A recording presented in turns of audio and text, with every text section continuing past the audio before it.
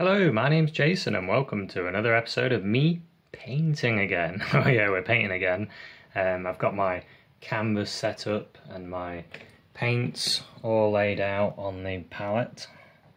As you can see, I've got titanium white, ultramarine blue, burnt umber, viridian green, cadmium yellow and cadmium red. So I'm going to have a go at doing a painting of a few trees with a path going up towards it based on a photo I've taken. So this is the photo that I took of while I was walking through the woods, and I quite like it. I think it's interesting the way the light's hitting those spots. So the idea is to try and get that effect of lighting in the painting, hopefully. So I've got the palette going. I've got a little bit of water on my brush, a little bit of water, and I'm going to start doing a bit of a sketch with a thinned brown and a bit of blue. So I'm actually using a canvas that I got ages and ages ago, and if you look at it your head like that, you'll see there's Van Gogh drawn on it. Because I bought it in a group of stuff. There was like pigments and brushes and a few bits and a few canvases, and this is one of them. And so the artist was going to do a painting of Van Gogh on it. And I've been thinking about doing the actual painting of Van Gogh on it, but I really wanted to do this one. It's more fun doing in your own originals anyway, isn't it? I mean, I do like copying the masters, but it's good to do your own originals. So if you're thinking about perspective, if you're wondering how to do paths that go off in the distance, here's a good one for you. This one shows you how to do a path that goes off into the distance. And like I said on that photo, you can see like these almost like spotlights on the ground on the path. So I wanted to capture that in the painting. I've got to tell you, it's pretty warm today. It's been a warm day. It's been raining as well, but it's been really hot.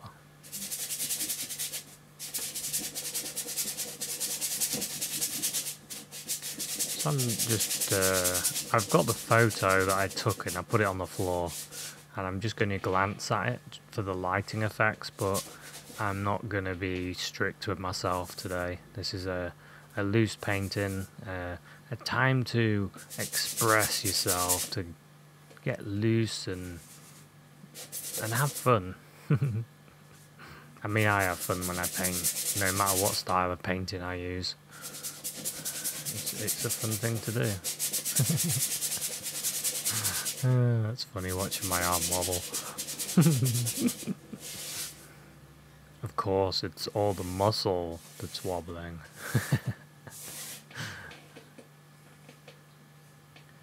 Yeah, so I've got a imaginary perspective thing going on there. As you can see, those lines. If you was going to do perspective properly, you'd put a dot, and then you'd have all your lines coming out from that dot. But I can kind of fake it now. I just imagine there's a dot there and just draw out from it, and it seems to work. I've got a drink on the go there. It's a cup of coffee with some hot chocolate in it as well, so it's really a mocha. So grabbing some green. I'm not sure what I told you about my drink. You know, you drink whatever you like. I actually feel like having a nice ice cold Coca-Cola or something. course Diet Coke though, because, you know, I'm slimming.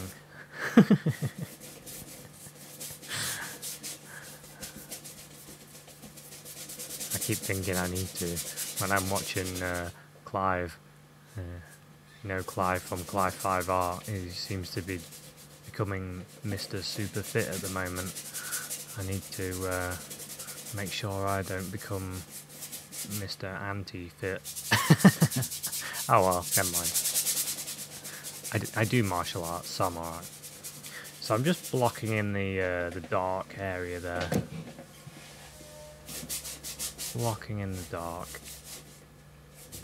And I'm spreading my paint, scrubbing it, just like I do when I'm doing still lifes. And my plan is to get this canvas covered. Get these whites gone and scrub the paint in. Now you could stain your canvas, you could draw on your canvas, you could do a charcoal sketch and then you could seal it with some hairspray or something. You could start a painting in so many different ways. But the ultimate goal is to get rid of the white.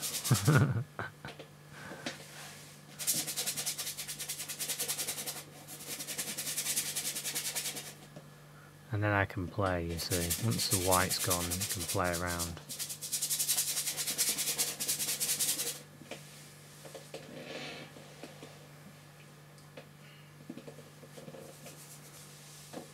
You can see in the background there's a wooden figure there. He's come out. He's getting ready for an episode. Something I've never done. Painted that wooden figure. I don't think I have anyway. It's making me question myself now. Well, I've painted it in my head a lot. I've never actually painted it for real a lot. I remember drawing it once. I think when you do have these little wooden figures, I don't know why, but I never use them. And they're really useful when you look at them, because they're, well, they're a human body shape. So they're going to be a useful tool for an artist to practice with, but I don't know why I never bother. Well, next episode we'll do it. So let's focus on this painting. Focus on that dark. So to make an area light, you need dark. And to make an area dark, you need light. So what's happening here is everything's going to be darker than the lightest point, which is going to be right in the hole of this wood. Because that's how it looked when I was walking down this path, and it was by chance that I found it actually, because I was out looking at these old buildings, and then as I was driving back, I noticed some dog walkers parking up, and I was like, interesting, I wonder where they're going. And there was an old walk there, and I thought, oh well, I'll do this walk while I'm here. I had my camera at hand, still had some battery left, and a few pictures to take, and I went for it, and walked around this, through the woods, looking at the wildlife. Really interesting actually, loads of butterflies. And I was walking towards this sort of wishing well of some sort. It was a well of some sort, and I looked and I saw this, and I was like, wow, look at the way the light's sort of creating spots on the ground. I actually wished there was some people walking in amongst it, because I could have painted them in as well. Unfortunately, there wasn't anybody around. But anyway, I took a photo and I thought I'll paint that, and I printed it out, and it's been waiting for me to paint for ages. But But as I'm on my week off, woohoo! Well, week and a bit off work, I'm on a painting marathon. So I thought, it's time to shine. Let's do the painting. So when you're doing a lot of green, there's a lot of green in this painting. How do you battle with the green? Now, when I first started painting, I would use green, almost the green straight out of a tube, and I'd use that on my painting. And I'd wonder why it looked too gaudy and bright. And then another painting I did, I just threw a little bit of brown in it and a bit of blue in it, and I was like, oh, that green looks more natural. And then I realised you can't use the paint that's straight out the tube. You've got to, sometimes you can't, sometimes you can, but mostly you can't. And so I thought, oh, I'll have to mix my colours then. It's funny when I think about my beginner stage, because I knew nothing, absolutely nothing about painting. And I did a few acrylic paintings, and then I started getting into Bob Ross painting. And I still really enjoy watching the joy of painting. I think it's brilliant. And I really like watching Bill Alexander as well. I think he's a brilliant painter as well. Well, Bob Ross's teacher, so it's going to be a good one, isn't he? I enjoy watching those episodes. I find it inspiring watching other people paint. Makes me really up for it. Before I painted this, I watched a documentary about Van Gogh. I know, I can't say his name. So we'll call him Vincent. Yeah, I watched this documentary about Vincent. And I was like, oh, I'm really feeling like painting now. So I put this big canvas on with Vincent on it. I thought I'll paint this, and I'll paint it with a kind of a with my approach, but a bit of a Van Gogh feel. And I've done a few copies of Van Gogh paintings. I shouldn't say Van Gogh, I should say Vincent. Done a few copies of Vincent's paintings, and I'm not saying I can master his style, because I can't, because his portraits are insanely good. To be able to paint a portrait in that way that he does his portraits, it's unreal. So good. Not only good with the brush strokes, but the colour and everything. I just think it's awesome. I'm a big fan of Vincent.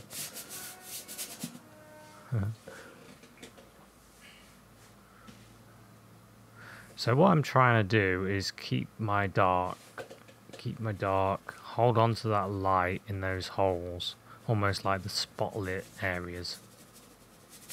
So I've got to control my paint. You could paint this if you've got wet on wet gear. You could paint this using the wet on wet approach, using the big old 2-inch brush. Maybe you've got the 2.5-inch brush. You could do this, no problem. In fact, you'd probably do it quicker.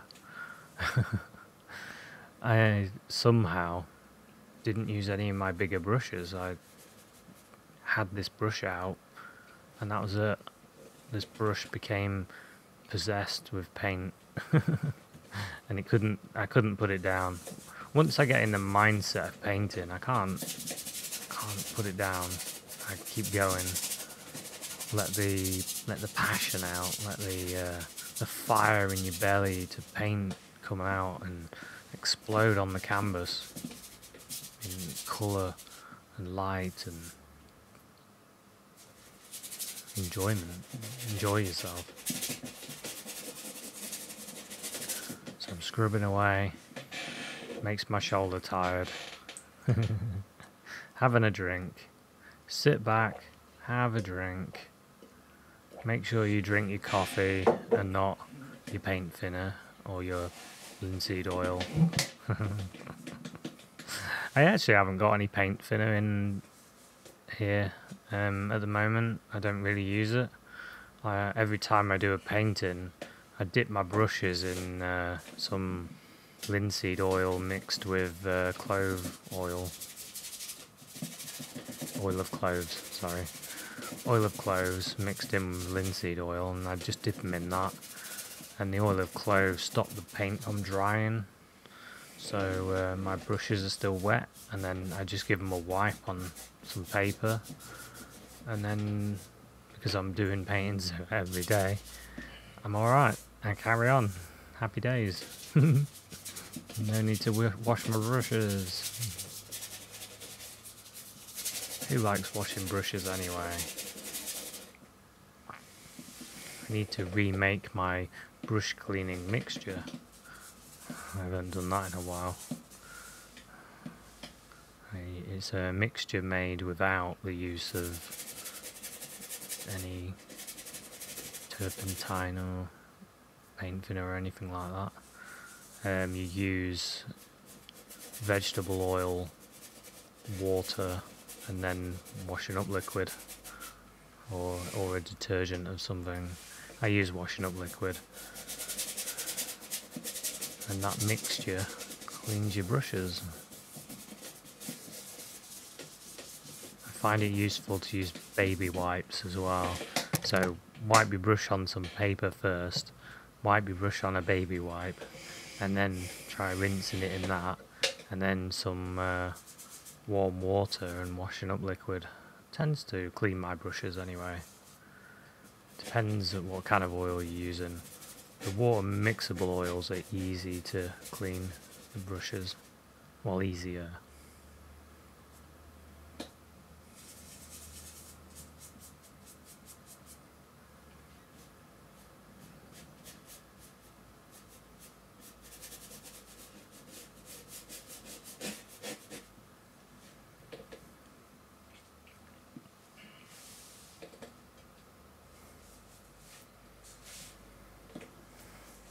So I'm grabbing some white, some yellow, mixing it on the brush. Now we're aiming for that light spot. The light spot isn't white, it's not pure white. It's got a tint to it, a tint of green and yellow. So we'll fill that in.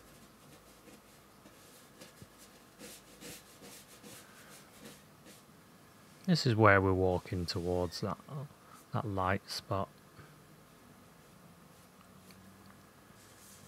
And then when you dip your brush into a little bit of paint, still with the white on, you can put in some little actions that are a tiny bit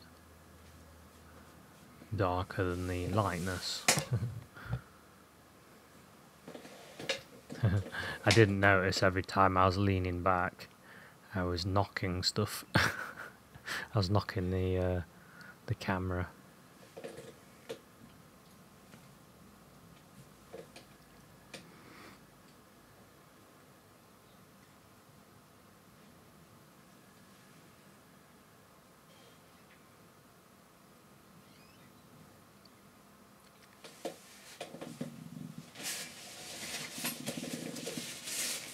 Wiping my brush on the paper towel up.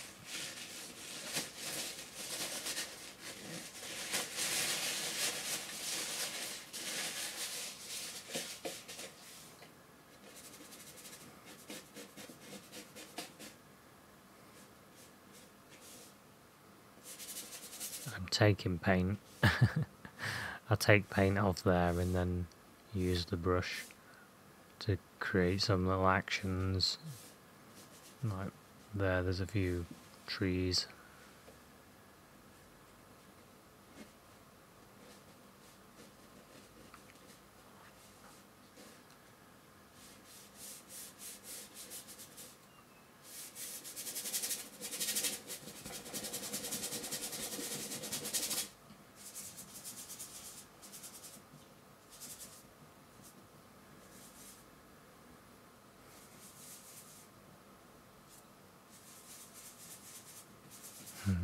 I'm just mixing another colour. Greens, different greens you see. With this spread of colours, the blue, brown, viridian green, the yellow and the red, you can make hundreds of different greens. And a bit of the white as well.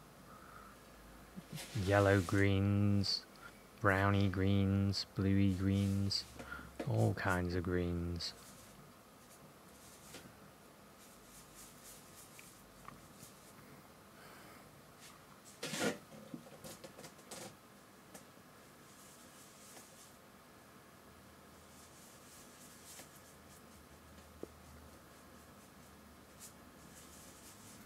Oh, it's getting a bit relaxing sat here.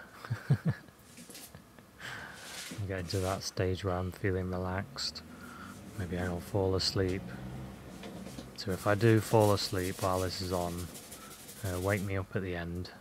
I'm just scrubbing on some a different shade. It's got a bit of a red in it, a bit of brown in it, a bit of green in it. Scrubbing it on.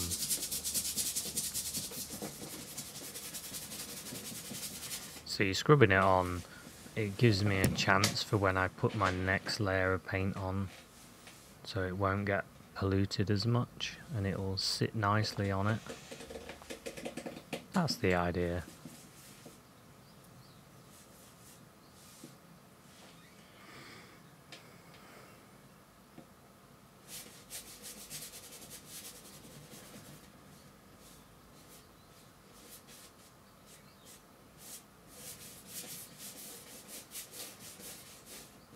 So make sure I keep that roundness, keep those light areas.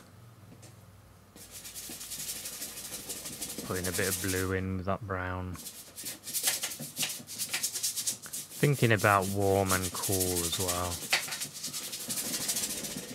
And battering this brush, completely battering it.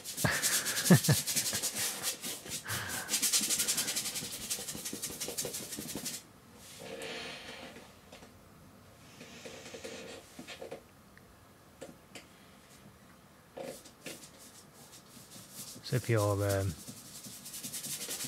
friends with your brush, make sure you don't do what I'm doing. Use a bigger brush, spread it out a little bit, and don't destroy a smaller brush.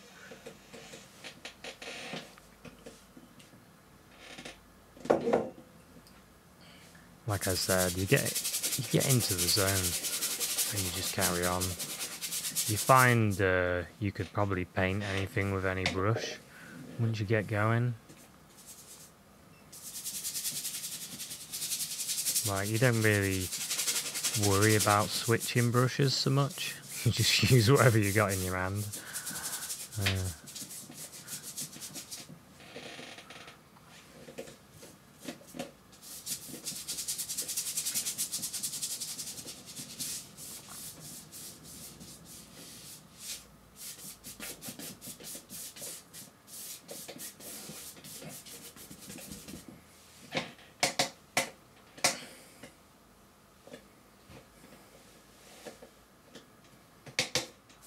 So I was thinking about the path. Every time I sit back, I was thinking, how's this going to work?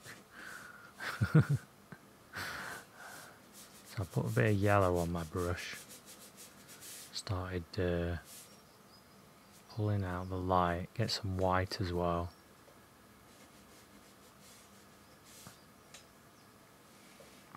Looking at these light spots. Start painting them in. I couldn't help it. I was desperate to start doing this bit.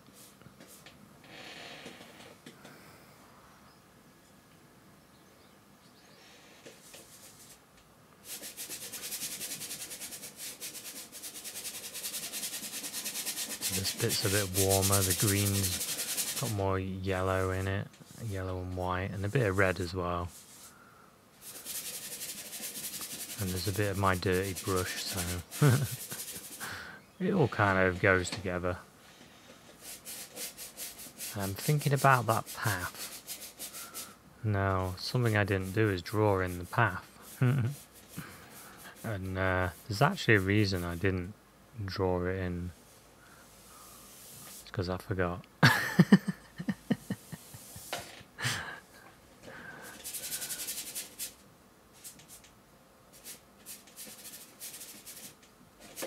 But I got asked how to do a path that goes off in the distance. I hope you're watching this one and you can see how simple it is. So now if you've seen this, you can do your one and you can do a path that goes off into the distance. Just think about a vanishing point and then everything leading up to it. Maybe I should do a video about that. There's quite a lot of videos I should do about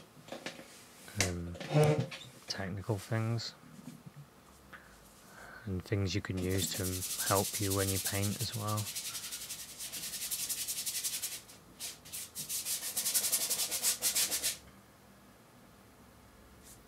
I'm on a video making roll, so it could happen.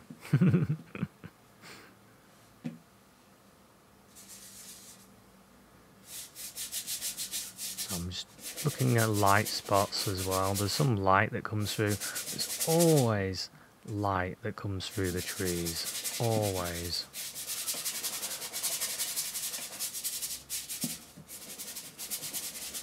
I've never seen it where there isn't, ever. In the forest, anyway. I'm I'm a bit of a forest fan. Not a football fan. I mean a fan of being in the woods, and I like just being in there and looking at wildlife and the little birds and.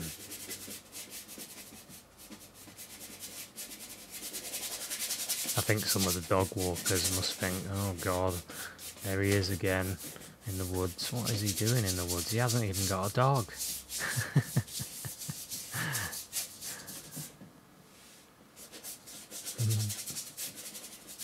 They're like, well, it's not a tourist spot. What is he doing? Why is he sat there staring at the woods? Staring at the trees? It's a bit strange. So a good cover for me is take my camera with me and then they just assume I'm a photographer. But really I'm just a forest fanatic. Good though. Take a little sketchbook with you and you can check the lighting and things. Do little sketches of it.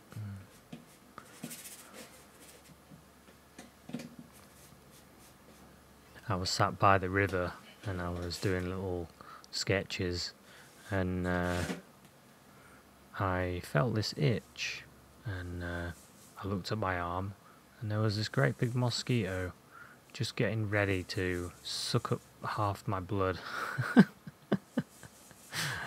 So I went like that and it flew off and then I legged it. I didn't kill it. I didn't splat it. Because I kind of... when I'm in the woods, in the forest, I try and think of nature as I'm the one that's that shouldn't be there. I'm the one that's in their land, in a way. So I try and respect nature as much as possible. And... your instinct is to kill a mosquito, I've got to admit, when the mosquito's on your arm. Your instinct is to whack it. I don't want to. Not while I'm in their forest. I want to go in the forest and be a pleasant observer and then leave again. And then come back without killing any of the wildlife.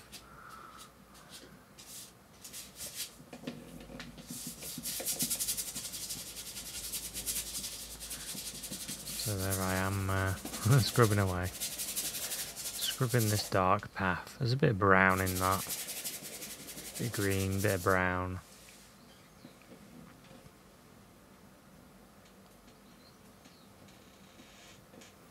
At this point, my shoulder was starting to really get warm.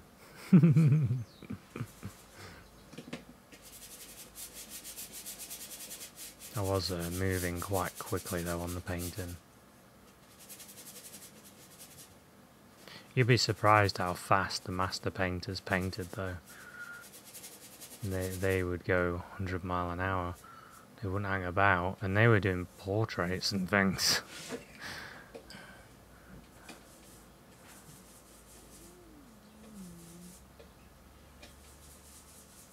So I'm just getting a warm colour, thinking of the path now. Some yellow, some red, some brown.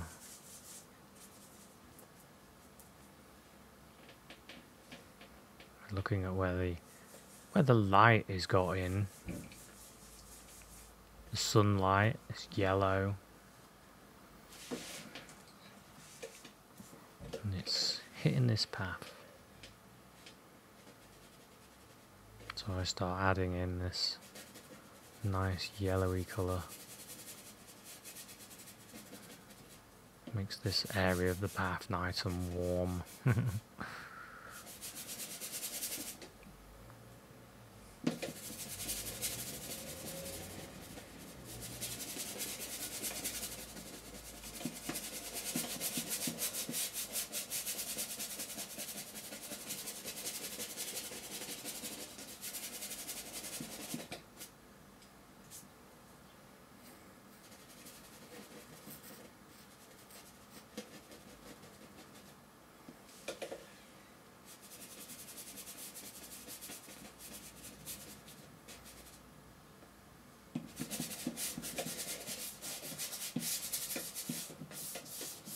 So when I'm doing flat areas, like this path, I see it as a flat surface.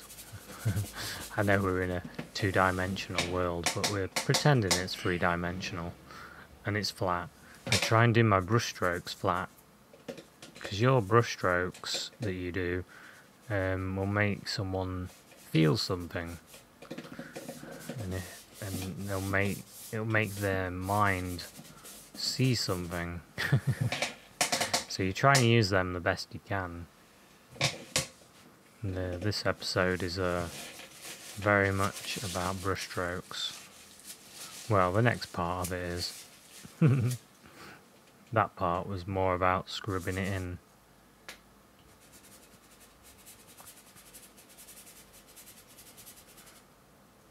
Just softening that line there. Getting rid of those white bits. Cleaning it up. This is the clean up before the storm.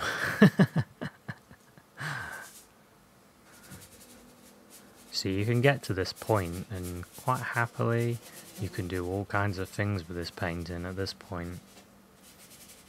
It all depends on how you want to paint it.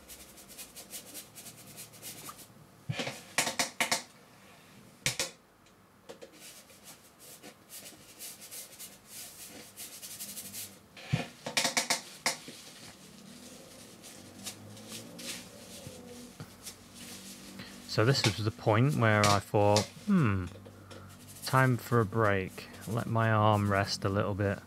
Get a bit of sunshine. Go to the shop. Buy something for a still life. And then, there we go, we're back.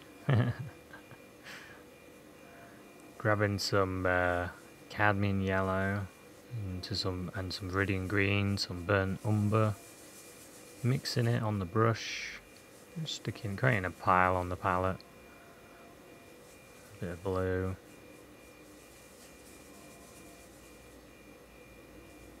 A bit more of the yellow. White. Make it a nice green.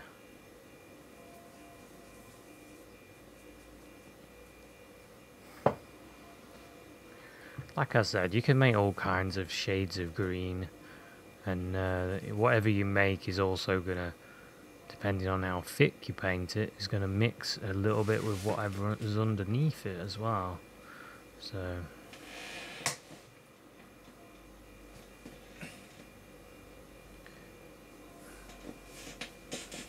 So my brain is is going, and I'm holding myself back because I wanted to throw paint at this canvas.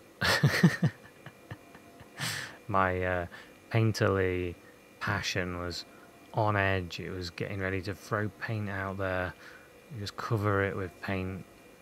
I'm reining myself in. You have to rein yourself in a bit, because otherwise it's very easy to mess it up.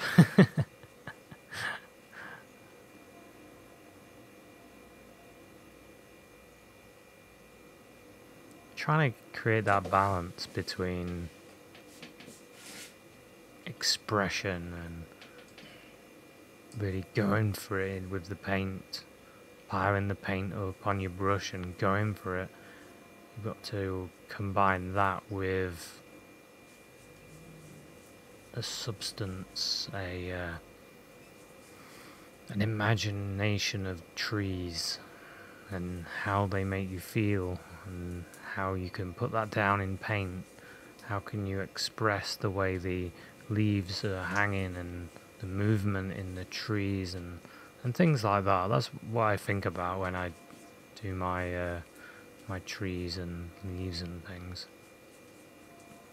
And also you've got to combine your time in nature or things you've seen and your practice.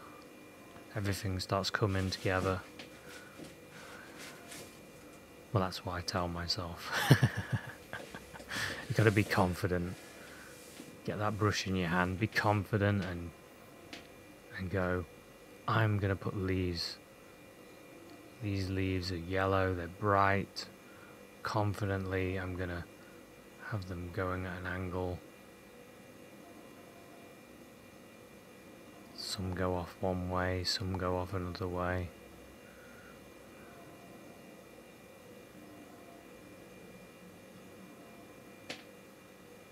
Some of them get more paint than others, and that's okay. The randomness of the way the paint comes off is good. That helps our painting. Randomness helps, because this has got a bit of an abstract nature to it. This painting, it's a bit of energy. It's almost like you're painting on a green haze of smoke. And then you're putting this in to add to it. Bit of red in the colour. Bit of green, bit more green. Change it up a bit. Have a look at your reference. If you got a reference picture, have a quick peek at it. See what kind of greens you can see. Experiment.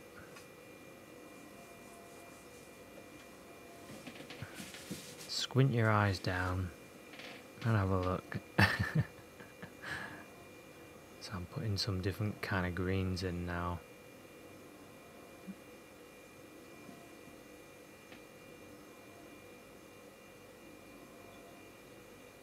I like holding my brush like this, the way you can see my brush now. I'm just holding it lightly,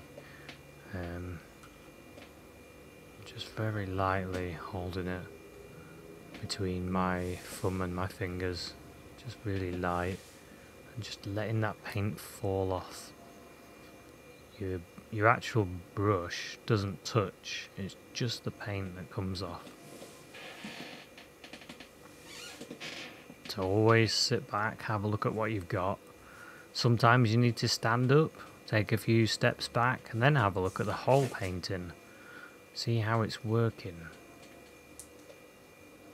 And don't forget, if you overdo these leaves, you can always come back with the knife and whip them all off, and then do them again. Like I said, rein yourself in. You gotta be on like a tightrope. You're trying not to overdo. When you're on that tightrope and you're doing each step. That's kind of how it feels to me. I'm on a tightrope. and I'm walking across it.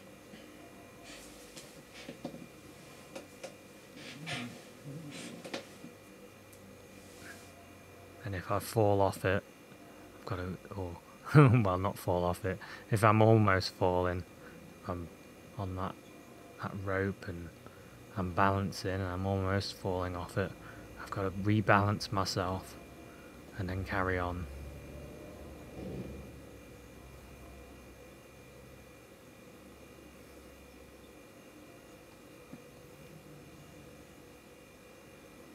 To getting that feel of the paint coming off, and then thinking about the direction that it's going, because we want to imagine that there's leaves all around us. This is like a corridor of trees and plants.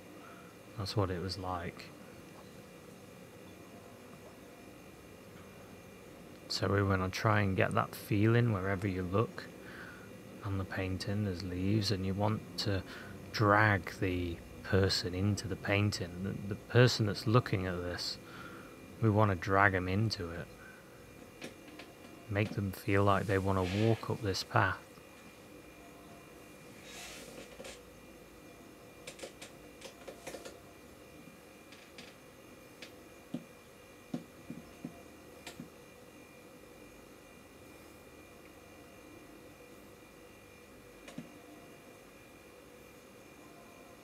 Using different angles, different ways to pull the brush. Sometimes you pull it down a bit more, sometimes more sideways, sometimes more downways, like this, downways. You see, all these different brush strokes, they make it more interesting. And something Monet said, the more different the brush strokes are, the more interesting the painting becomes. So take a bit of advice from Monet. I'm a real fan of Monet, actually.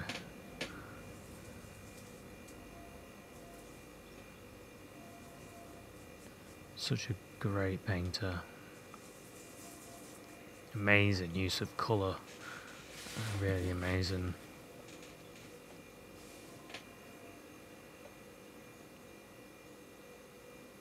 Strange that he was snubbed at the early part of his career as well. The Impressionists. They didn't like it. They thought they were just sketching. And they were. They were trying to get immediacy. Get it down quick, because they're out there in the wild. And you have to simplify things to be able to paint that quick.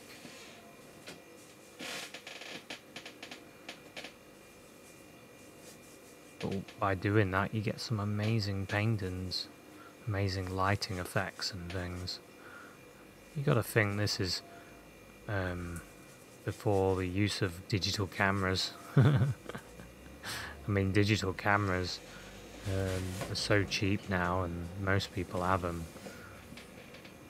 on their phones and things. And we're quite spoilt, really.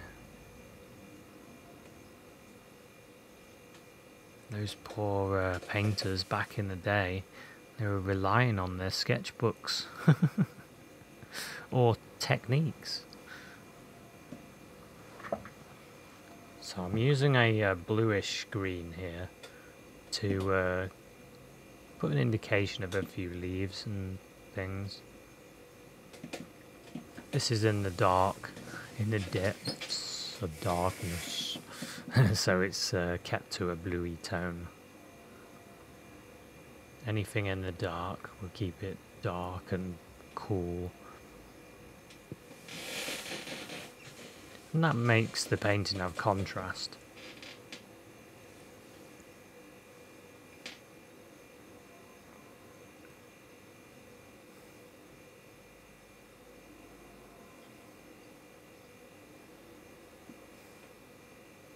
I remember a while ago when I saw a Van Gogh painting of the woods, and there was I mean, so many brush strokes in the painting, and when you take a few steps back, you can see the trees and the leaves and everything, and just amazing.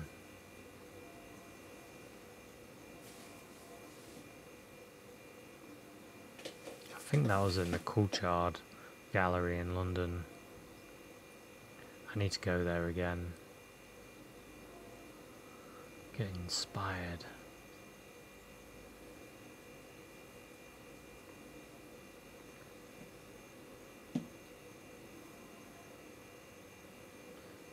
So when I was doing this bit, actually, I was thinking about this area that I walk along.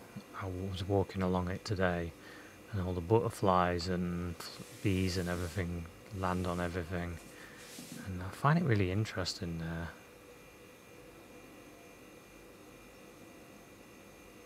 It grows all the way along, like the woods, a bit like this. You get so many different butterflies and dragonflies and all sorts there. It is amazing. I was there with my camera this morning trying to get this butterfly on a thistle. And I actually managed to get it, so I might do a painting of that as well.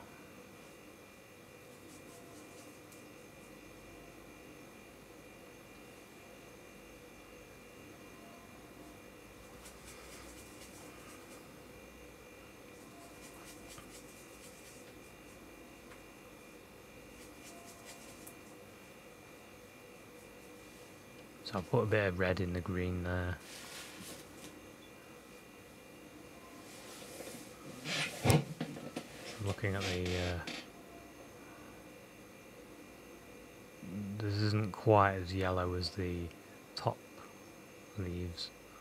This is a shade darker.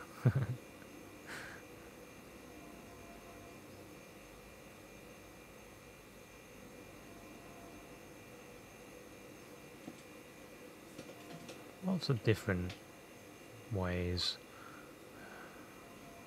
to do leaves as well. This is just one way. And this, like I said, this painting has got more of an impressionistic feel to it. You could paint this completely differently. You could paint this more realistically with smaller brushes and paint every little leaf. Or you could paint with a big brush and you could be tapping in the different areas.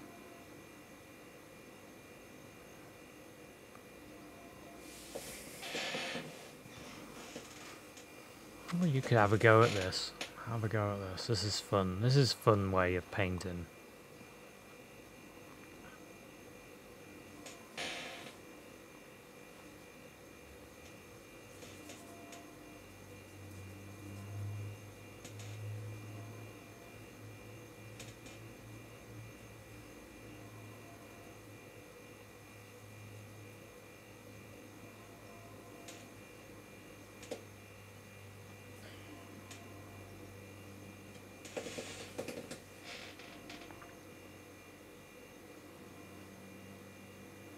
Just getting those little yellow bits in there. Just some a little bit lighter than what the others are. Variety, different. And imagining some light hitting it. That's also hitting that on the ground. And then I think, right, I'm going to start making this more active. Activate it with paint. Because it looks flat, it looks a bit boring, and I want it to look activated.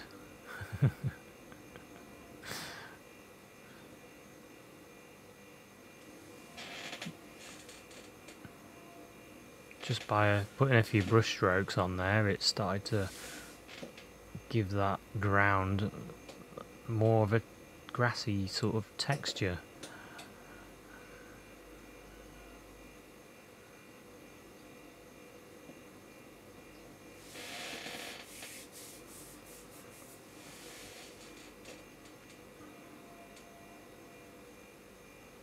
I keep pulling my head back, having a look, going forward, doing some more. Getting these brush strokes, different angles, different directions. Like I said, remember what Monet said. The more different types of brush strokes, the better. I used to think, I've probably said this before, I used to think your brush strokes should be the same. Like, if you're doing it like this, every little mark should be the same. Oh.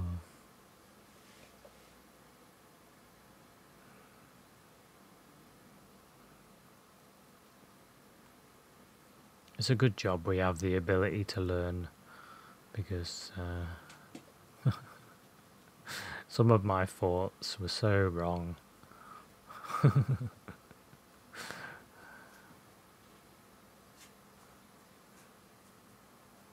gotta start somewhere though, haven't you?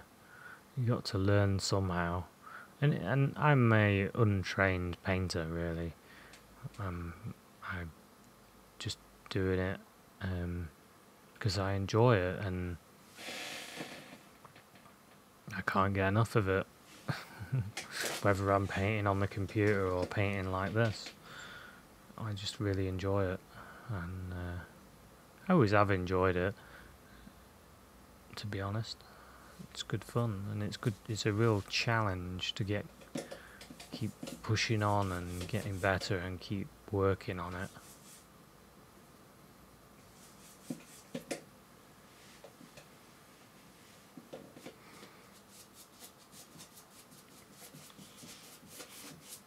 So I've got my dark colour. Needed to darken some of these.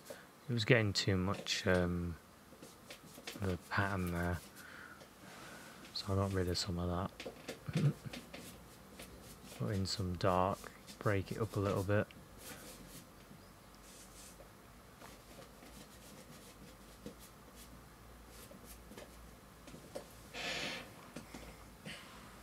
And then I noticed you can see a tree trunk on this side. You can see the branches, so I thought, get some brown and blue, start putting them in.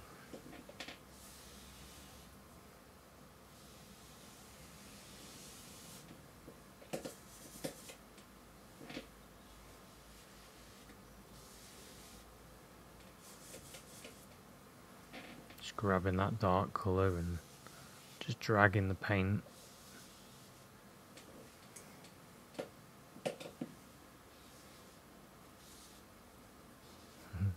I actually do a really clean looking tree there, and actually those branches, and they didn't look as clean as that.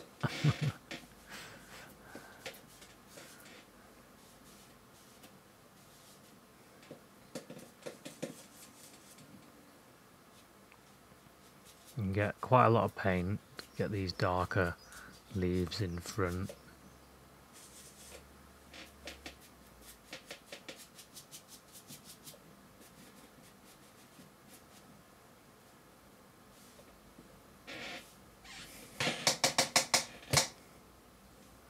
Sitting back, having a look at the whole canvas. Quite a big canvas. I think it was 18 by 24, maybe bigger actually. So it's a bit more squarer than that.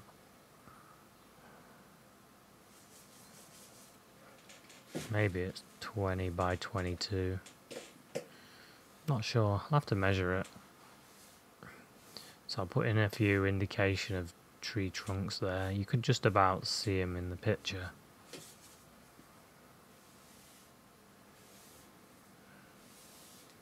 Not too much detail though, just indications.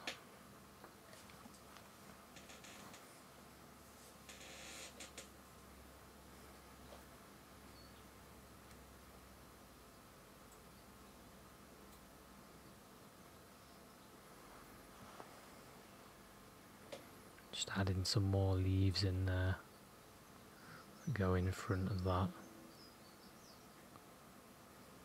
Hanging down there.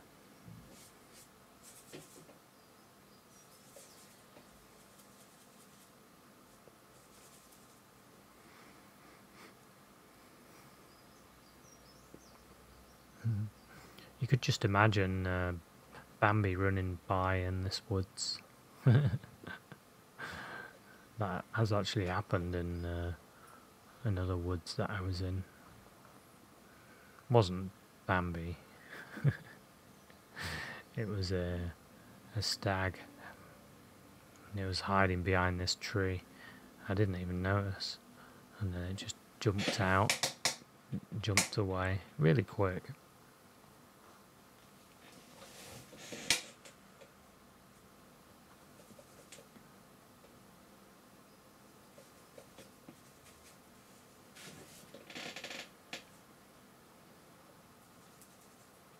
Just mixing a bluey green. More of a bluey green there. Just putting in a few leaves that come across here. Go in front of that dark.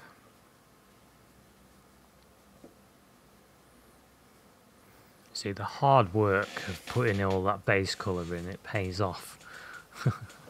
Because it makes it easier for you to do this bit.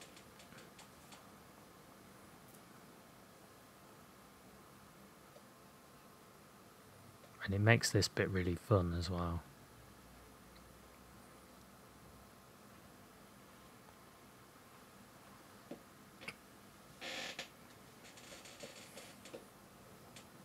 Got a little bit more light on my brush. A bit more from... Maybe there's a bit of blue sky poking down. And it's hitting that. Reflecting down onto that.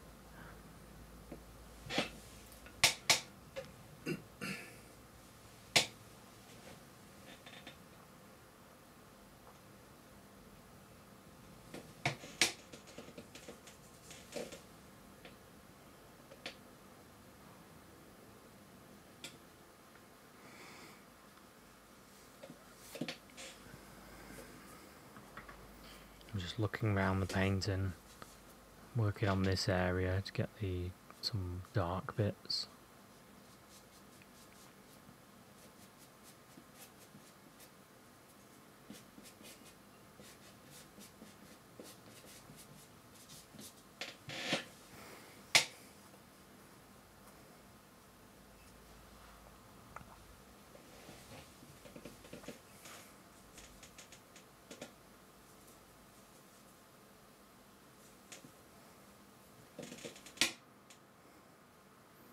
Getting this grassy bit more active,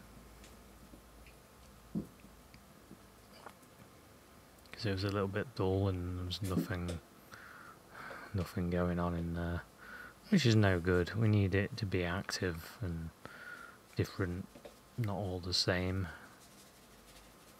This whole painting has to look like it's active. I want this painting to look like it's alive.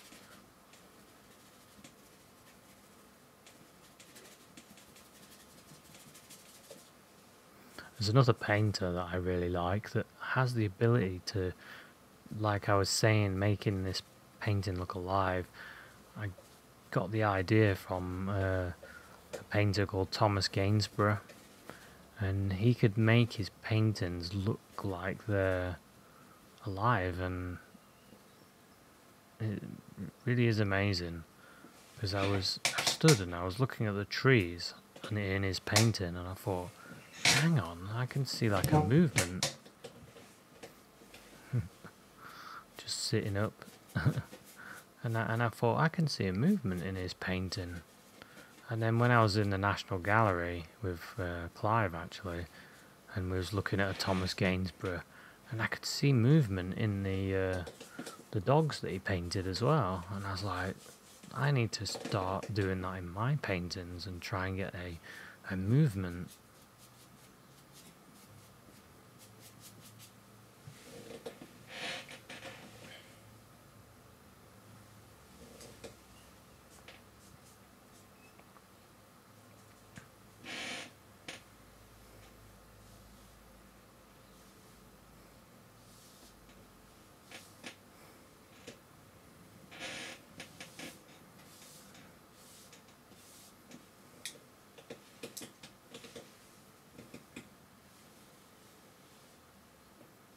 Putting a few more branches in there. A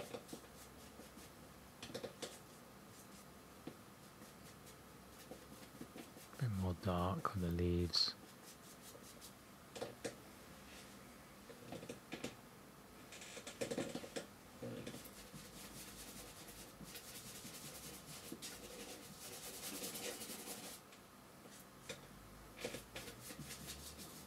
Putting a bit of dark in, just to get rid of some of the green. So we've got another area. So we've got kind of a bit of depth going on here. Bit more light on this bit.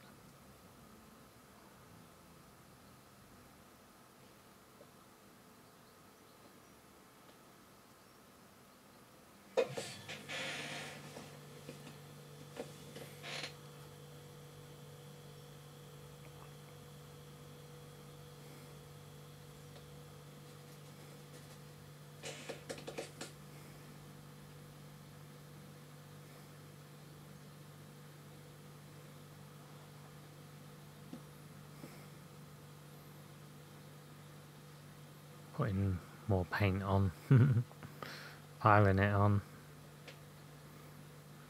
impasto approach.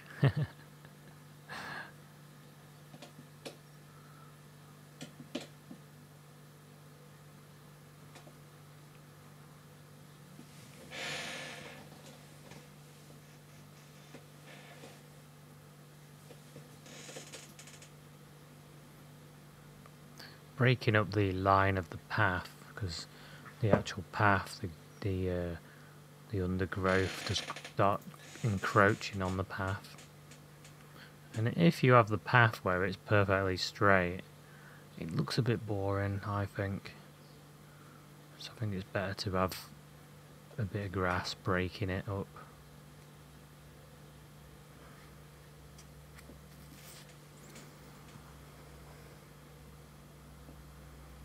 I wanted to change the flavour a little bit inside this, make it slightly less dark.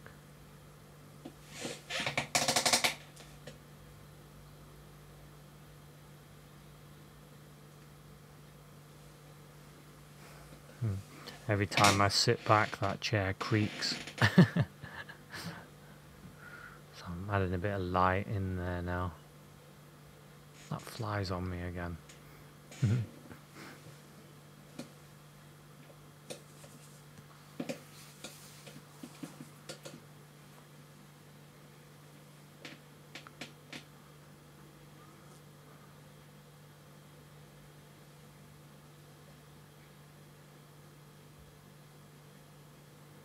Putting in some cool leaves here.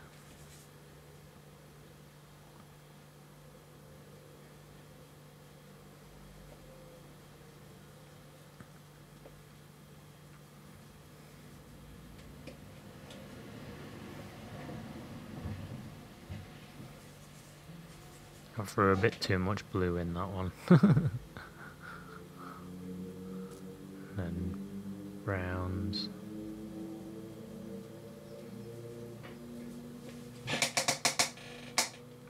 Sit back, have a look at the whole picture.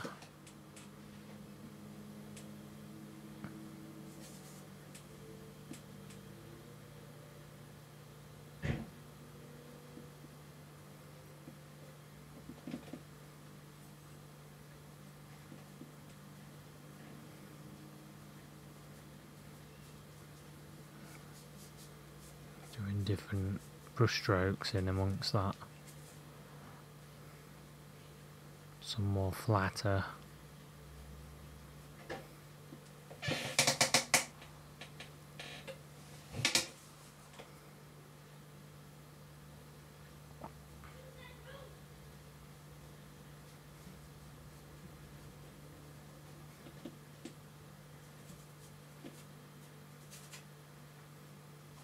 What I might do in some of my next group of episodes, I might start adding in some buildings and people, make the paintings a bit more involved. hopefully I can do that in... I'm trying to give myself an hour and a half maximum. That's my challenge for myself. So hopefully I can do that sort of thing in paintings. Otherwise the episodes are going to get a bit too long. So I've got a lighter again in that corner. So we've got another layer. And put a few leaves over there. A bit lighter.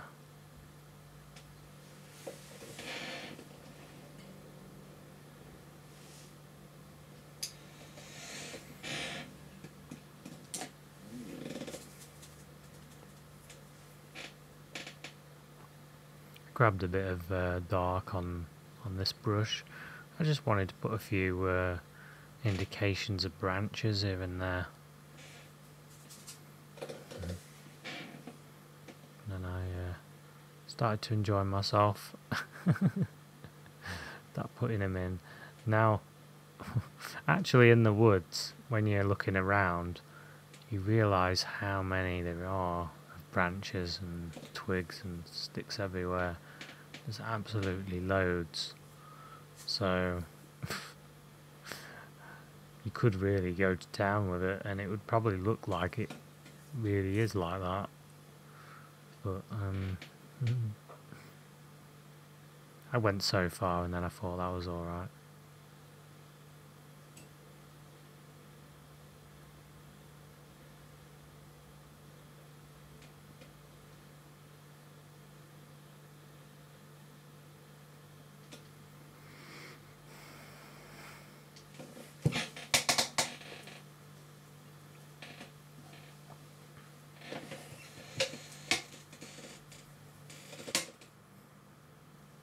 Started playing a little bit with that brush, doing little grassy bits, sticks and twigs bits down here.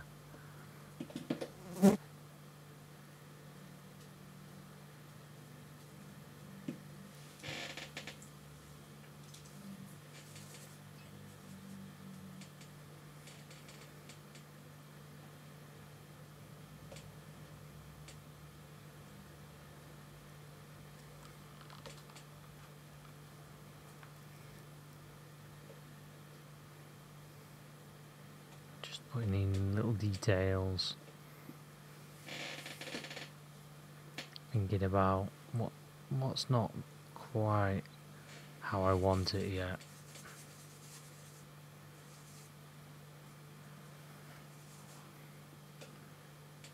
And it was mainly this, the path just looked a little bit too bland. It's because I haven't put enough lines and marks on it yet.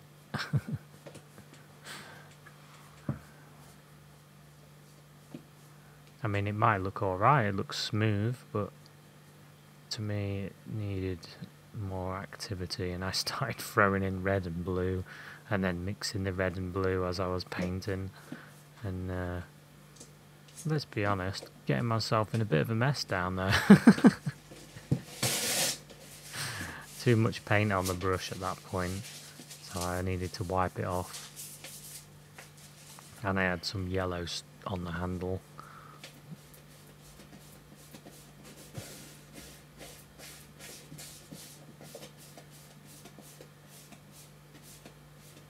Start moving that paint around a bit, mixing it a bit.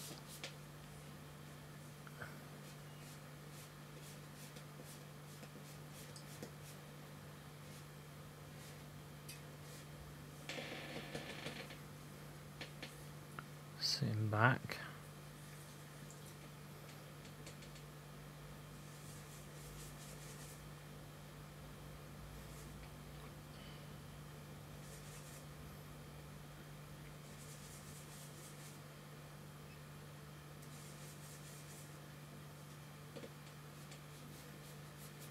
Gone for a bit of white in with that browny mixture, just to get that path looking a bit better.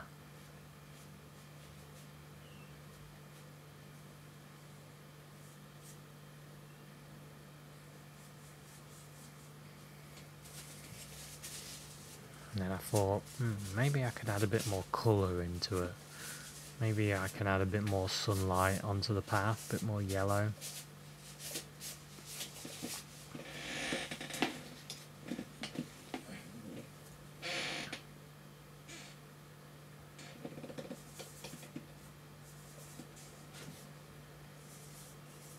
So I've got quite a strong, warm colour now. Yellow and red and white. Got more yellow in it. So the white is actually the coolest colour. So the white tends to cool things down a bit. So you've got to use a bit more yellow to warm it back up. So I'm warming up the road. Turning it into a yellow brick road. Well, not quite. Just warming it up.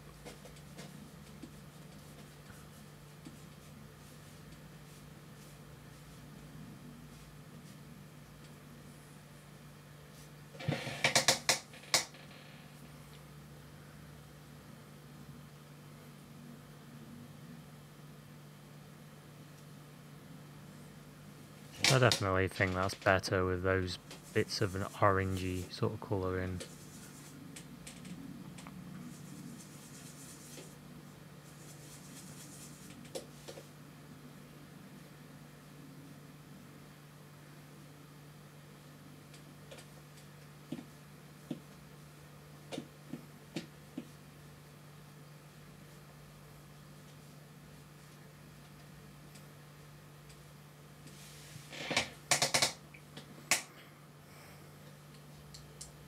Start looking at the path, thinking how I can make it better, what's wrong with it.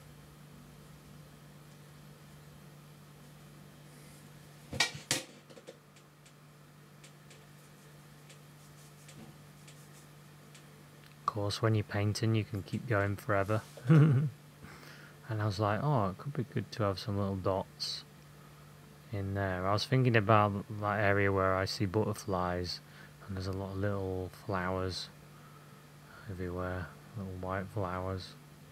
So I thought I'll put a few in there, little indications of little white flowers.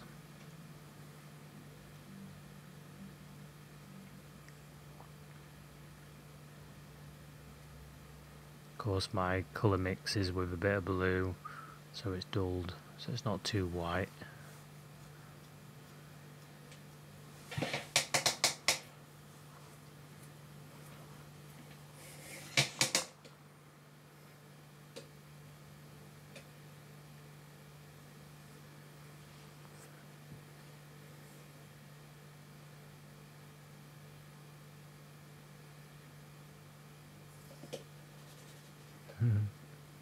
I didn't like that in the end, so I thought I'll just get rid of that a bit.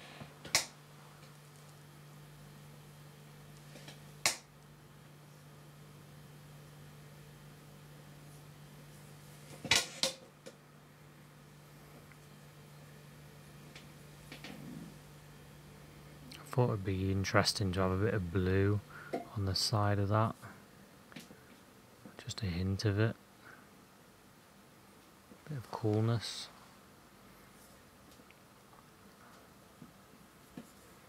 And then while I got the blue on the brush, make a little bit of a something there using the blue.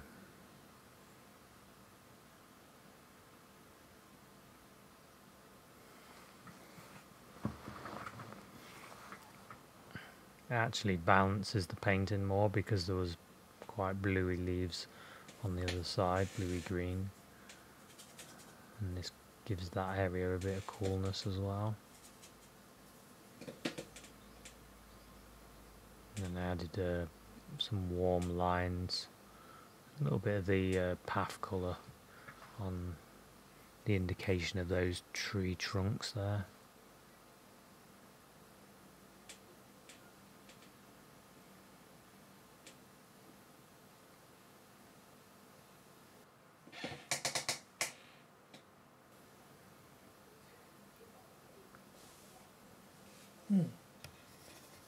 Okay, so there's the finished painting. Hope you enjoyed this episode. Hope it gave you an idea of how to do a sort of an impressionist feel to a painting. So thanks very much for watching, and I'll see you at another one. Cheers, bye.